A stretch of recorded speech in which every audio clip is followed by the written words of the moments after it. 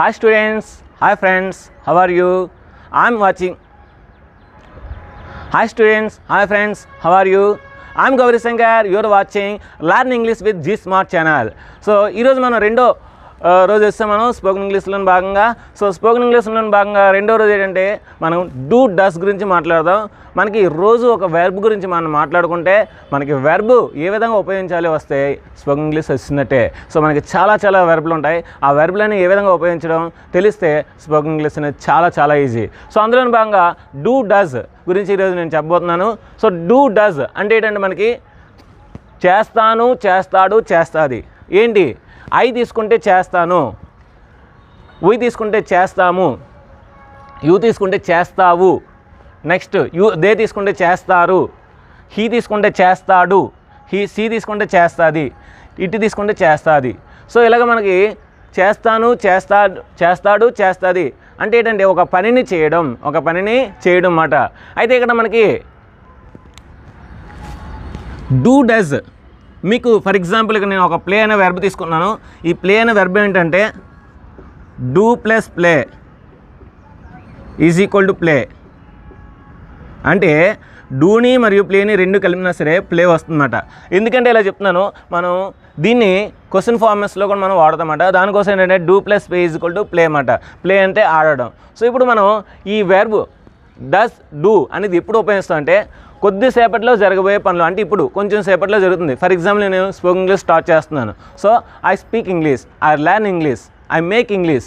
So I make English to students. ఇలాగ నేను కొంచెం సేపట్లో స్టార్ట్ చేసే పనులను, కొద్దిసేపట్లో జరగబోయే పనుల గురించి తెలుపుతుందన్నమాట.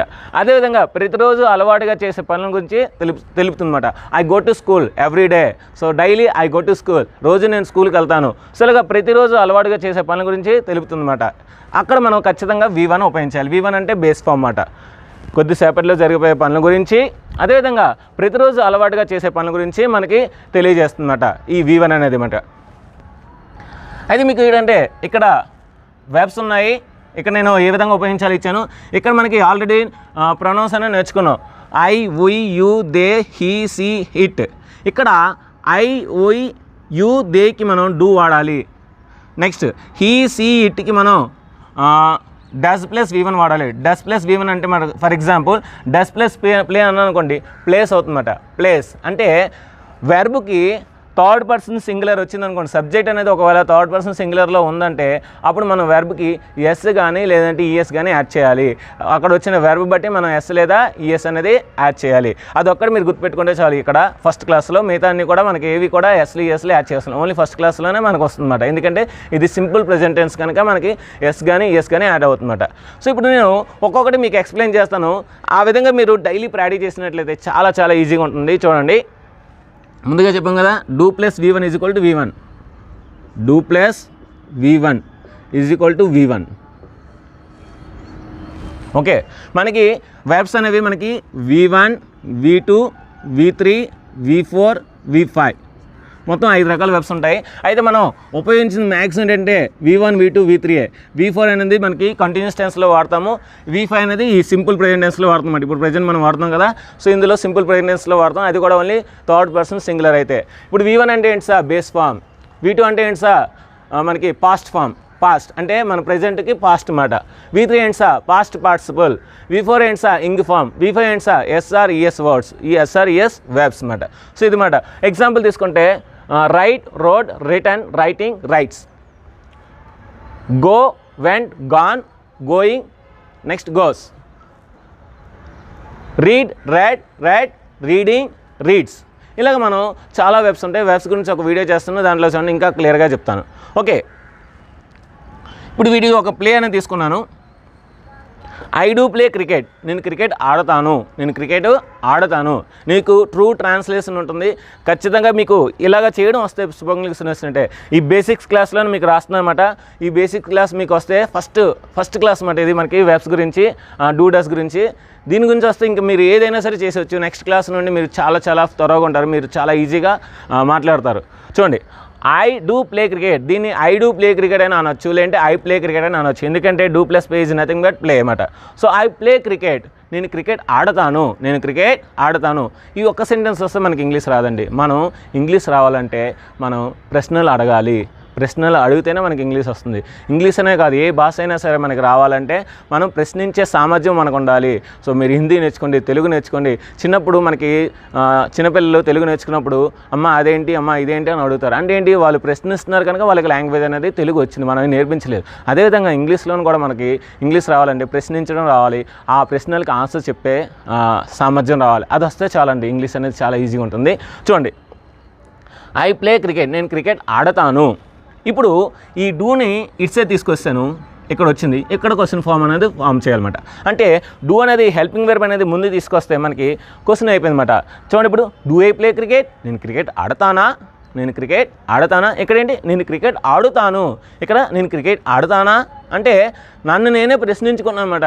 నేను క్రికెట్ ఆడతానా, నాకు వచ్చా క్రికెట్, నేను ఆడగలనా అని మనకు మనం ప్రశ్నించుకుంటాం అన్నమాట. సో అక్కడ డూ ఐ ప్లే క్రికెట్ అంటే నేను క్రికెట్ ఆడతానా.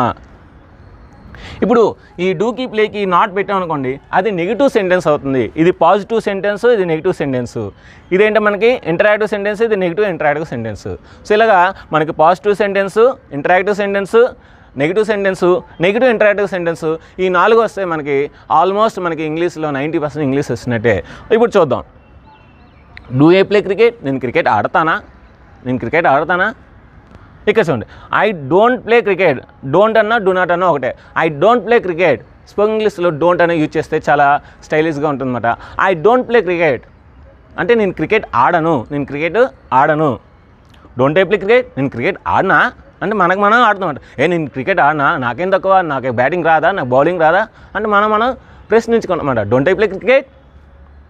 ఇక్కడ మనం WHOs ఇందాలు రాశాను కదా, వాట్, వెన్, వేర్, అవి ఉపయోగించామనుకోండి ఇంకా కంప్లీట్ సెంటెన్స్ అవుతాయి, ఇంకా మనం మంచి మంచి ప్రశ్నలను అడగొచ్చు అన్నమాట. ఇవి మీరు ప్రాక్టీస్ చేసినప్పుడు ఈ క్వశ్చన్స్ ఫామ్స్తోనే మీరు ప్రాక్టీస్ చేయాలన్నమాట. సో మీ ఫ్రెండ్స్ని అడిగినా, లేదంటే మీ ఫ్రెండ్స్ మిమ్మల్ని అయినా సరే డైలీ మీరు ఈవినింగ్ 7:30కి అలా ప్రాక్టీస్ చేస్తారు కదా, ఆ టైంలో ఏంటంటే మీరు క్వశ్చన్ వర్డ్స్ యూజ్ చేసే అడగండి. ఎలాగంటే చూడండి, why don't I play cricket, నేను క్రికెట్ ఎందుకు ఆడను, నేను క్రికెట్ ఎందుకు ఆడను. How do I play cricket, నేను క్రికెట్ ఎలా ఆడతాను, నేను క్రికెట్ ఎలా ఆడతాను. Where do I play cricket, where do I play cricket, నేను ఎక్కడ క్రికెట్ ఆడతాను, నేను ఎక్కడ క్రికెట్ ఆడతాను. సంతేనండి, చాలా ఈజీ. సో ఇప్పుడు అదేవిధంగా మీకు కొన్ని వెబ్స్ ఇవ్వడం జరిగింది. ఈ వెబ్స్ అన్నీ కూడా ఇప్పుడు నేను ఎక్స్ప్లెయిన్ చేస్తాను. సో నేను ఇంగ్లీష్లోని ఆల్ఫాబెటిక్ ఆర్డర్లో నేను వెబ్స్ అనేది ఇచ్చుకుంటూ వెళ్తాను అనమాట. సో ఆ విధంగా మీకు వెబ్స్ అనేది బోల్డ్ మనకి వస్తాయన్నమాట. ఆ విధంగా మీరు వెబ్స్ అనేవి వేరేగా మళ్ళీ ప్రాక్టీస్ చేయవలసిన లేదు. సో ఇందులోనే మీరు ఈజీగా చూసి ప్రాక్టీస్ చేయొచ్చు. చూడండి, ఆస్క్ అంటే అడుగుట,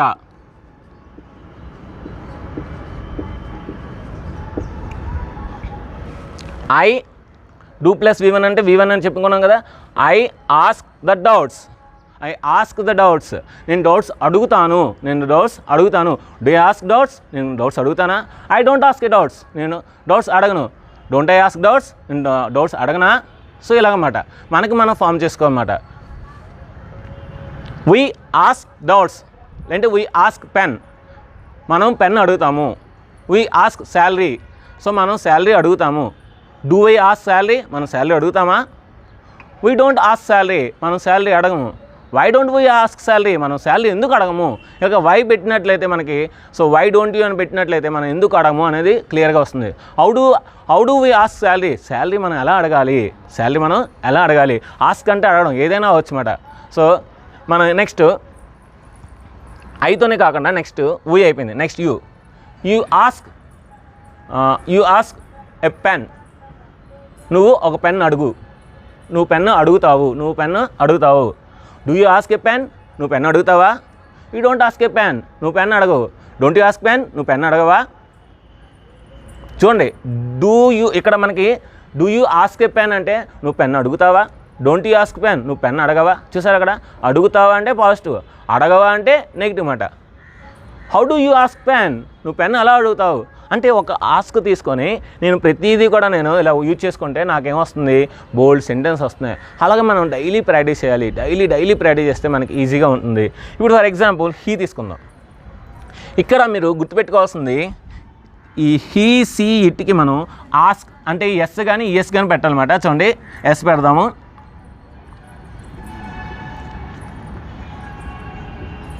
ఈ ఆస్క్ డౌట్, అతను డౌట్స్ అడుగుతాడు, ఆస్క్స్ అనమాట. ఎందుకంటే వెర్బ్కి ఎస్ కానీ ఎస్ కానీ పెట్టాలన్నమాట. ఫర్ ఎగ్జాంపుల్ గో వచ్చింది అనుకోండి, దాన్ని ఈఎస్ వస్తుందన్నమాట.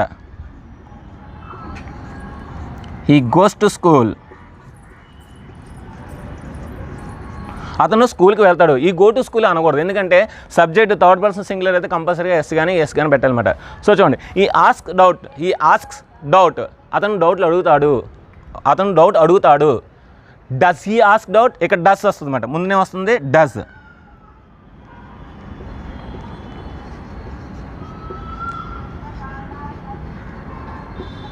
డస్ హీ ఆస్క్ డౌట్, అతను డౌట్ అడుగుతాడా? ఈ డస్ నాట్ ఆస్క్ డౌట్, అతను డౌట్స్ అడగడు. డజంట్ హీ ఆస్క్ డౌట్, అతను డౌట్స్ అడగడా? Why doesn't he ask doubts, why doesn't he ask doubts, అతను డౌట్స్ ఎందుకు అడగడు? How does he ask doubt, అతను డౌట్స్ ఎలా అడుగుతాడు? Where does he ask doubt, అతను డౌట్స్ ఎక్కడ అడుగుతాడు? వేర్ కనుక ఎక్కడ, హౌ అంటే ఎలా. సో ఇలాగ మనం క్వశ్చన్ వర్డ్స్ అనేవి ముందు పెట్టుకుంటే చాలా వర్డ్స్ వస్తాయి. సో మీకు ఏంటంటే మొత్తం మీకు క్లియర్గా అన్నీ ఎక్స్ప్లెయిన్ చేసి మీకు ఏ విధంగా ప్రాక్టీస్ చేయాలో కూడా చెప్తుంది అనమాట.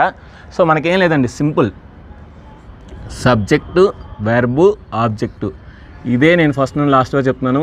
ఇది కనుక వస్తే మీకు ఇంగ్లీష్ అనేది వచ్చేస్తుంది. సబ్జెక్టు, వెర్బు, ఆబ్జెక్టు, ఈ ఒక్క స్ట్రక్చర్ వస్తే మీకు వచ్చేస్తుంది. ఎందుకంటే ఇప్పుడు ఇది సబ్జెక్టు, ఇది వెర్బు, ఇది ఆబ్జెక్టు. సో తర్వాత ఏం జరిగింది, ఈ హెల్పింగ్ వెర్బ్ ముందుకెళ్ళింది, మళ్ళీ సబ్జెక్టు, వెర్బు, ఆబ్జెక్టే. నెక్స్ట్ ఇది సబ్జెక్టు, ఇది మళ్ళీ వెర్బు, ఇది ఆబ్జెక్టు. మళ్ళీ ఇక్కడ హెల్పింగ్ వెర్బ్ ముందుకెళ్ళింది, సబ్జెక్టు, వెర్బు, ఆబ్జెక్టు. అంతే, మనకు సబ్జెక్టు, వెర్బు, ఆబ్జెక్టు వస్తే చాలా ఈజీగా వస్తుంది. ఓకే, సో ఆస్క్ అనేది అయిపోయింది. Next answer. Answer the question, నేను ఆ క్వశ్చన్కి ఆన్సర్ చెప్తాను, వీ ఆన్సర్ ద క్వశ్చన్, మేము ఆ క్వశ్చన్కి ఆన్సర్ చెప్తాము. యూ ఆన్సర్ ద క్వశ్చన్, నువ్వు ఆ ఆన్సర్ చెప్తావు ఆ క్వశ్చన్కి.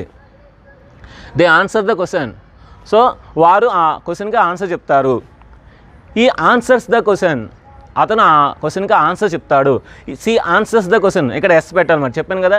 సో ఈ విధంగా మనం ఈ 3 ఉపయోగించినప్పుడు ఎస్ పెట్టాలి, ఈ 4 ఉపయోగించినప్పుడు మనం పెట్టవలసిన లేదు. సో ఈ విధంగా ప్రాక్టీస్ చేయాలి. నెక్స్ట్,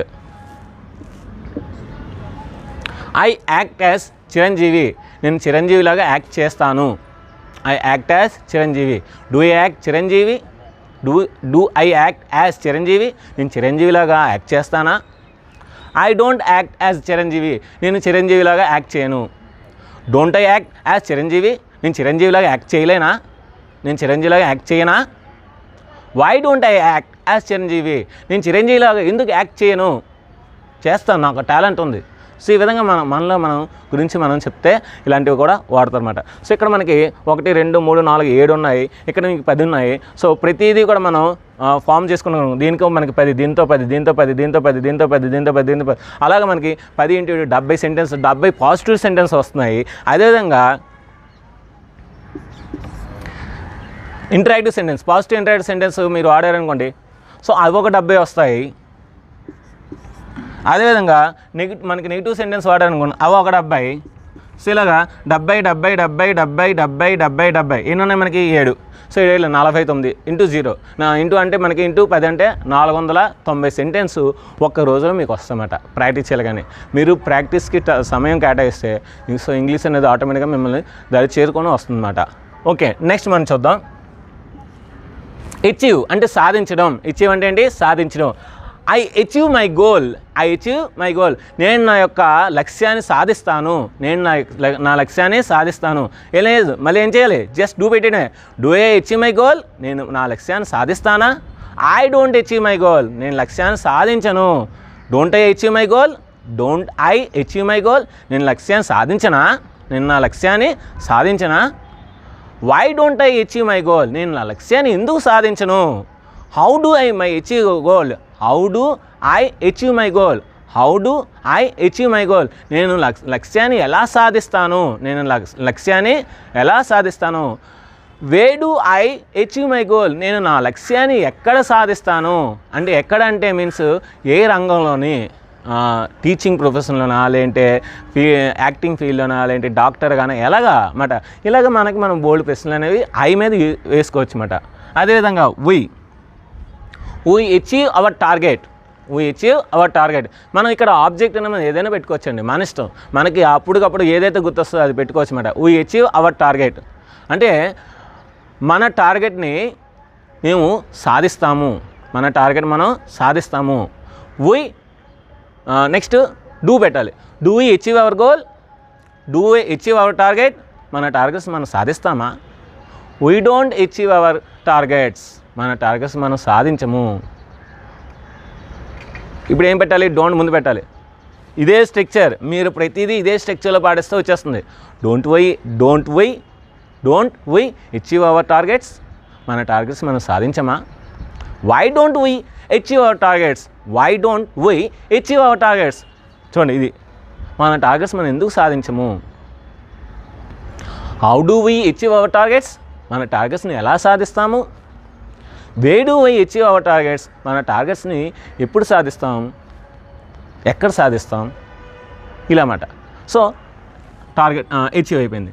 చూసారా, ఎన్నో సెంటెన్స్ నేను ఫామ్ చేస్తున్నాను. Next announce. అనౌన్స్ అంటే ప్రకటించుట. I announce a good news, నేను ఒక మంచి వార్తను ప్రకటిస్తున్నాను. Do I announce a good news, నేను ఒక మంచి వార్తను ప్రకటిస్తానా? I don't announce a good news, నేను ఒక మంచి వార్తను ప్రకటించను. Don't I announce a good news, నేను ఒక మంచి వార్తను ప్రకటించనా? Why don't I announce good news, నేను ఎందుకు మంచి వార్తను ప్రకటించను? Where do I announce a good news, నాకు ఒక గుడ్ న్యూస్ తెలుసు, ఇప్పుడు నేను అది ఎక్కడ ప్రకటించాలి? Wear do I announce a good news, నేను ఎక్కడ ఈ గుడ్ న్యూస్ను ప్రకటిస్తాను? ఇలా మనం చాలా సెంటెన్స్లో వాడుకోవచ్చు. ఇక్కడ హీ సీ బట్లు మనకు నేమైనా రాసుకోవచ్చు కావాలంటే. గౌరీ, చూడండి, గౌరీ అడ్వైజెస్ యూ, గౌరీ నీకు సలహా ఇస్తాడు, గౌరీ నీకు సలహా ఇస్తాడు. డూ నెక్స్ట్ ఏంటి? Gauri advises you. అడ్వైజెస్ అంటే ఏం చెప్పాను? డస్. డస్ ప్లస్ ప్లే కూడా ప్లే అవుతుంది, అది కూడా మీరు గుర్తుపెట్టుకోండి. ఇప్పుడు చూడండి, does Gauri advise you, Gauri నీకు అడ్వైజ్ చేస్తాడా, సలహా చేస్తాడా? Gauri doesn't advise me, so Gauri నాకు అడ్వైజ్ చేయడు. లేదంటే Gauri doesn't advise, Gauri doesn't advise you, Gauri నీకు అడ్వైజ్ చేయడు, నీకు సలహా చేయడు. Doesn't Gauri advise you, Gauri నీకు సలహా ఇవ్వడా? ఇలాగన్నమాట. ఇవ్వడా అంటే negative sentence. So does Gauri advise అంటే గౌరీ నీకు సలహా చేస్తాడా, అక్కడ చేస్తాడా చెయ్యడా, అదిమాట. Why doesn't Gauri advise you, Gauri ఎందుకు నీకు అడ్వైజ్ చేయడు? సో ఇలాగ మనం గౌరీ కానీ యూ కానీ దే కానీ ఏదైనా పెట్టుకోవచ్చు అన్నమాట. అడ్వైజ్ అంటే సలహా ఇచ్చుట. ఐ ఆర్గ్యూ విత్ యూ, నేను నీతో వాదిస్తాను. వీ ఆర్గ్యూ విత్ యూ, మేము నీతో ఆర్గ్యూ చేస్తాము అంటే వాదిస్తాము. యూ ఆర్గ్యూ విత్ యూ, ఇక్కడ యూ ఉండదు, ఎందుకంటే నీతో నువ్వు ఆర్గ్యూ చేయవు కదా. యూ అనుకోవచ్చు, ఎందుకంటే తనలో తను అనుకోవచ్చు. యూ ఆర్గ్యూ విత్ మీ, నువ్వు నాతో వాదిస్తావు.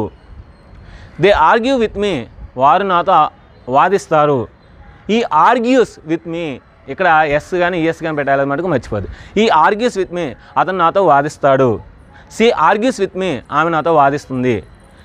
ఇట్ ఆర్గ్యూస్ విత్ మీ, అది నాతో వాదిస్తుంది. అంటే ఏదైనా వస్తువు అవచ్చు, లేదైనా ఏదైనా బొమ్మ అవచ్చు, ఏదైనా థింగ్ అవ్వచ్చు అన్నమాట. నెక్స్ట్ బ్రింగ్ అంటే తెచ్చుట. ఐ బ్రింగ్ సమ్ వెజిటబుల్స్, నేను కొన్ని కూరగాయలను తెస్తాను. వీ బ్రింగ్ సమ్ వెజిటబుల్స్, మేము కొన్ని కూరగాయలు తెస్తాము. యూ బ్రింగ్ సమ్ వెజిటబుల్స్, నువ్వు కొన్ని కూరగాయలు తెస్తావు. They bring some vegetables, so వారు కొన్ని కూరగాయలు తెస్తారు. వెజిటబుల్స్ బదులు ఇంకేమైనా పెట్టచ్చు. హీ బ్రింగ్స్ ఏ పేపర్, అతను ఒక పేపర్ తెస్తాడు. షీ బ్రింగ్స్ ఏ వాచ్, ఆమె ఒక వాచ్ తెస్తుంది.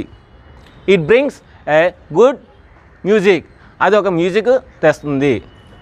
ఇలా మనం ఏదైనా పెట్టుకోవచ్చు. Next believe. I believe God, నేను దేవుని నమ్ముతాను. డూ ఐ బిలీవ్ గాడ్, నేను దేవుని నమ్ముతానా? I don't believe a God, నేను దేవుడిని నమ్మను. డోంట్ ఐ బిలీవ్ గాడ్, నేను దేవుడిని నమ్మనా? Why don't I believe God, నేను దేవుని ఎందుకు నమ్మను? How do I believe God, నేను దేవుని ఎలా నమ్ముతాను? Way do I believe God, నేను దేవుడిని ఎక్కడ నమ్ముతాను, గుళ్ళోనో లేదంటే బల్లోనో ఎక్కడో దగ్గర నమ్ముతామన్నమాట. సో ఈ విధంగా మనం ఏదైనా సరే మనం ఎన్ని వెబ్స్ అయినా సరే మనం ఫామ్ చేయొచ్చు. మనకి మెయిన్ సెంటెన్స్ తెలియాలి. డూ డస్ అంటే చేస్తాను, చేస్తాడు, చేస్తాడు. ఇప్పుడు చూడండి అన్ని సెంటెన్స్ కూడా చేస్తాను, నేను దేవుని నమ్ముతాను, లేదంటే నేను ప్రకటిస్తాను, నేను ఆన్సర్ చెప్తాను, నేను అడుగుతాను, తాను వస్తుంది చూసారా, నువ్వు వస్తుంది. అదే హీ కానీ సి కానీ ఇటు కానీ అనుకోండి ది వస్తుందన్నమాట. అతడు చేస్తాడు, అతను బిలీవ్ నమ్ముతాడు, అతను సాధిస్తాడు, అతను ఆన్సర్ చెప్తాడు. సో ఇలాగమాట చేస్తుంది ఆమె. సి వచ్చిందనుకోండి, ఇటు వచ్చిందనుకోండి అది అడుగుతుంది, అది ఆన్సర్ చెప్తుంది, అది యాక్ట్ అంటే నటన చేస్తుంది. ఇలాగ మనకి ది వస్తుంది అన్నమాట. సో ఈ విధంగా డూ డస్ వస్తే చేస్తాను, చేస్తాడు, చేస్తుంది వస్తే చాలా చాలా ఈజీ అండి. ఇంకా లాస్ట్ చెప్తాము బై ఏంటంటే I buy a new car, నేను ఒక కొత్త కారు కొంటాను. We buy a new car, మేము ఒక కొత్త కారు కొంటాము. You buy a new car, so నువ్వు ఒక కొత్త కారు కొంటావు. దానికి ముందు మనం యూ పెట్టేస్తే డూ ఇవన్నీ పెట్టేస్తే చాలా ఈజీగా వస్తుందండి. I buy a new car, నేను ఒక కొత్త కారు కొంటాను. Do I buy a new car, నేను కొత్త కారు కొంటాను. I don't buy a new car, నేను కొత్త కారు కొన్నాను. Don't I buy new car, నేను కొత్త కారు కొన్నా. Why don't I buy a new car, నేను కొత్త కారు ఎందుకు కొన్నాను. How do I buy a car, నేను కొత్త కారు ఎలా కొంటాను. Where do I buy a new car, నేను కొత్త కారు ఎక్కడ కొంటాను. ఈ విధంగా మీకు ఈరోజు 10 వెర్బ్స్ చెప్పాను. అదేవిధంగా రోజు 10 వెర్బ్స్ చెప్తాను. సో రోజు 10 వెర్బ్స్ అంటే మనకి 21 రోజులు కనుక ఆల్రెడీ నేను బేసిక్స్ క్లాస్ అయిపోయింది కనుక ఈరోజు మనకు స్టార్ట్ అయింది కనుక సో 10 ఇంటూ మనకి 20 200 వెర్బ్స్ అనేవి మీకు ఈజీగా వస్తుంది. ఇప్పుడు మీకు ఆల్మోస్ట్ ఈ 10 వెర్బ్స్ వచ్చినట్టే. సో ఇప్పుడు వీటి మీద బాగా ప్రాక్టీస్ చేయండి. ఈ క్లాస్ అయిపోయిన తర్వాత ప్రాక్టీస్ చేసిన తర్వాత దీని మీద ఒక ఎగ్జామ్ ఉంటుంది, ఆ ఎగ్జామ్ రాయండి. ఎగ్జామ్ రాసిన తర్వాత మాట్లాడండి మీ ఫ్రెండ్స్తో కానీ, మీ యొక్క రిలేటివ్స్ కానీ, మీకు ఎవరైతే క్లోజ్ అనుకుంటున్నారో వారు మీరు ఇవన్నీ కూడా చూసి, ఫర్ ఎగ్జాంపుల్ ఇంకేం లేదండి, ప్రాక్టీస్. సో ఇద్దరు లేదంటే ముగ్గురు కూర్చోండి. సో ఈ క్లాస్ చూడండి, చూసిన తర్వాత ఇప్పుడు నేను ఎలాగైతే చెప్తున్నానో ఇవే ప్రాక్టీస్ చేయండి. సో డిఫరెంట్గా అడగండి. ఈ వెబ్స్ తీసుకోండి, ఈ 10 వెబ్స్ తీసుకోండి, డిఫరెంట్గా అడగండి. మొత్తం 490 మనకి సెంటెన్స్ వస్తాయి. ఈ 490 సెంటెన్స్ బాగా ప్రాక్టీస్ చేయండి. ఖచ్చితంగా మీకు ఇంగ్లీష్ అనేది గ్యారెంటీగా వస్తుంది. సో ఇది ఫ్రెండ్స్, రేపు ఇంకొక వెబ్తో మనం కలుసుకుందాం. సో ఈ వీడియో నచ్చితే లైక్ చేయండి, షేర్ చేయండి, కామెంట్ చేయండి, సబ్స్క్రైబ్ చేయండి. మీ ఫ్రెండ్స్ అందరికీ మనకు ఖచ్చితంగా షేర్ చేయండి. మీరు ఒక షేర్ చేస్తే అది మటుకు చాలామంది జీవితాలను బాగు చేస్తుంది. ఎందుకంటే చాలామంది మన ఆంధ్ర రాష్ట్రంలో కానీ లేదా మన తెలంగాణలో కానీ ఇంగ్లీష్ రాని వాళ్ళు చాలామంది బాధపడుతున్నారు. సో చాలా కోచింగ్ సెంటర్లో తిరిగి కూడా రావట్లేదు. ప్రాక్టీస్ అండి, ఏ కోచింగ్ సెంటర్కి వెళ్ళినా ప్రాక్టీసే మెయిన్. మనం ఎంత ప్రాక్టీస్ చేసాం అనేది మనకి ముఖ్యం. ప్రాక్టీస్ ఉంటే చాలా ఈజీగా వస్తుంది. Now I'm able to speak English in front of you, in front of anybody with very confident means because of this basics English, this practice English. So ఈ విధంగా మీరు ప్రాక్టీస్ చేయండి, ఖచ్చితంగా మీరు కూడా నాలాగా ఇంగ్లీష్ మాట్లాడతారు. సో ఇది friends. So thank you very much. మళ్ళీ రేపు క్లాస్లో కలుసుకుందాం. Thank you very much. Bye.